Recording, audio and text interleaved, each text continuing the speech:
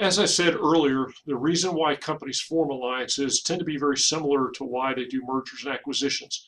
Although alliances are often useful more so in product development and also in trying to smooth your supply chain, also you don't tend to see alliances as much from the standpoint of the consolidation logic where it's about market power and trying to get big, because those tend to become anti-competitive and they violate antitrust laws, and we'll talk about that um, shortly.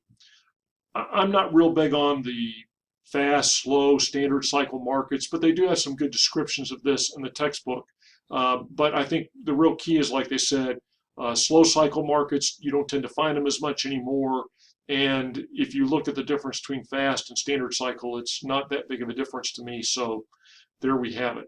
I do like the way they talk about in the textbook alliances. So a couple of things to keep in mind. So in the category of complementary strategic alliances, this is where you are often trying to get something through a vertical relationship that you don't think you can get or that you can team up very effectively. So let's look at complementary two ways. One is the vertical, and it goes back into the vertical integration is the same use of the word. In a vertical strategy, you're tending to partner with either a supplier or a buyer to try to enhance the value of your joint products or your joint relationship. You'll see this in some of the examples that I'll show you on the next slide. Then you tend to have the horizontal, and what a horizontal means is that you're at the same point. In other words, these tend to be people in your industry, aka your competitors.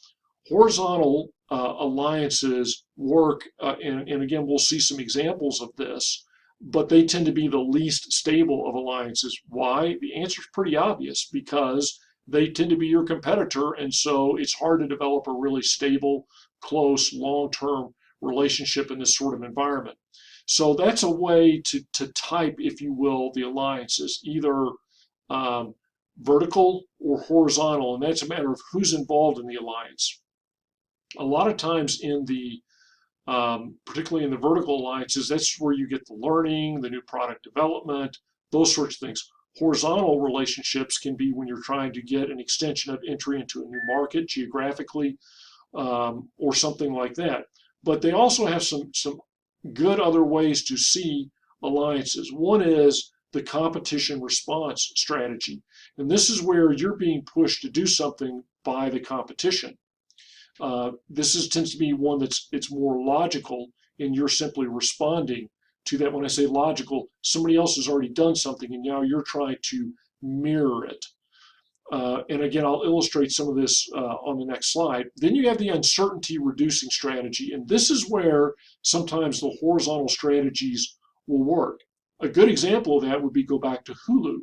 That was, you could call it a competition response strategy because they were somewhat responding to Netflix, but also I think you could call that an uncertainty response strategy. And this is where this streaming thing, we're not really sure where this is going. And so what you saw was a lot of the over-the-air broadcast networks that got together and said, let's participate in Hulu so that we can learn, so that we don't make such a large investment, we lose our shirt, so that we can competition response, respond to Netflix.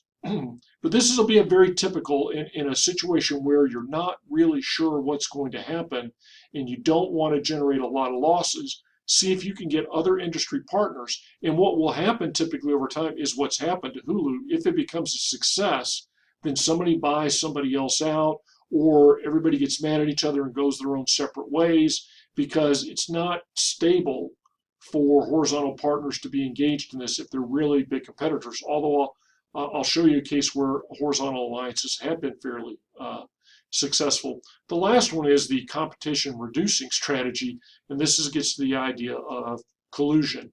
These, by definition, are horizontal relationships because it is competitors that are getting together. The textbook does a really good job of talking about the the implicit collusion, which is illegal. In other words, you can't coordinate with your competitors. But then the tacit collusion becomes a lot harder to prove. And sometimes what you'll see is like industry trade groups are great ways to facilitate tacit collusion, and it's not really illegal. You see a lot of the collusion done in the press, and here's what I mean by that.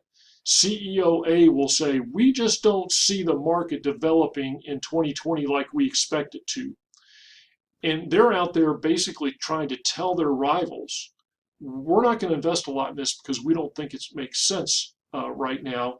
And then they will then go to listen to see, does CEO B stand up and say, well, I think that CEO A has missed the boat. We're definitely going to invest in this. Okay, then you know we're going to have to do something because they're going to go. But if on the other hand, CEO B says, well, you know, last week CEO A said this and we share a similar picture. Well, then in essence, they're colluding on their future plans, but they're doing it in public, so it's not technically illegal. So that does often happen. Now let's look at the airline industry. This is a great example of some long-term strategic alliances. And you see that there are three major groups, the Star Alliance, One Team, and SkyTeam.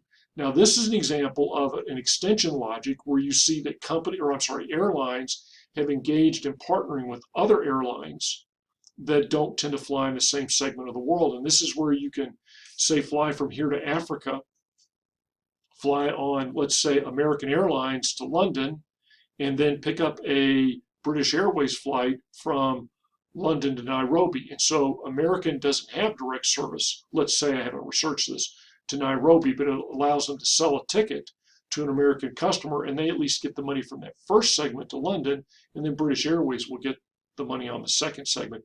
If you've done much flying internationally, you've probably had this happen where you thought you were on airline X and you got there and you're really on another airline, and that's because of these alliances. So the airlines get the benefit of being able to sell more tickets, and then also sometimes in places they will cooperate on the ground. For example, let's say that American really does only have one direct flight a day into Nairobi from Dallas, but British Airways has a lot more flights from London to Nairobi. So what may happen is British Airways may have a ground crew established in Nairobi that takes care of turning the airplanes and working on the airplanes. And American, because they're a alliance partner, will say, well, can you turn this one flight?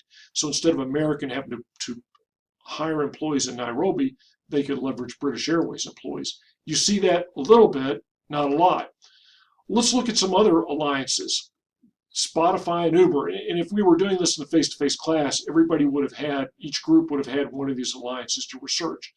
Spotify and Uber, this was a chance by Uber to try to improve the attractiveness of their rideshare program over Lyft by teaming with Spotify, which is trying to gain more sales.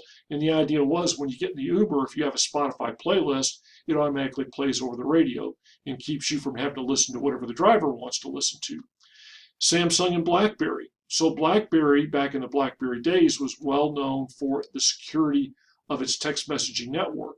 The company still exists and it's known for security. So Samsung, trying to enhance the value of their smartphones, partnered with BlackBerry to aid in their security. Merck and Pfizer are two big pharmaceutical companies. This is the idea of an uncertainty reducing. So they're doing some joint drug development so that if it works out well, they'll ultimately, probably if it works out well, they'll fight over who gets the drug, but it keeps them from investing too much money in any particular drug without the opportunity to return.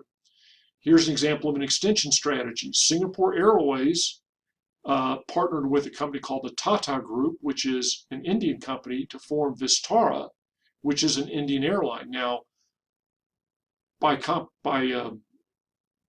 the country laws of India, Singapore wasn't allowed to go in and extend Singapore Airways into India like they would want to do. Instead, they had to partner with the Tata Group and create this joint venture, I assume, to try to launch this. Microsoft and Nimble. Nimble is a small tech company, and this is where Microsoft is partnering with them to try to get access to some of their specific products. Clearly for Nimble, the upside is having Microsoft market their products. And then there's an interesting one, horizontal alliance that never came about between AB InBev, Coors, and Constellation. These are all the major beer manufacturers. Well, it turns out worldwide beer consumption is on the decline. When you were little kids, there was a very successful marketing strategy in the United States called the Got Milk, and it was designed through, it was a lot of the dairy producers got together to through their industry trade group, promote milk drinking, and that's where that Got Milk come from. And so they were trying to launch a beer equivalent of Got Milk. It never happened. Why? These parties could never come to an agreement because they're competitors with one another, and ultimately they didn't trust another enough to go forward. I'll dive into the corporate level strategies in the next video, but the real key is they're not nearly as important as the business level strategies. See you in a minute.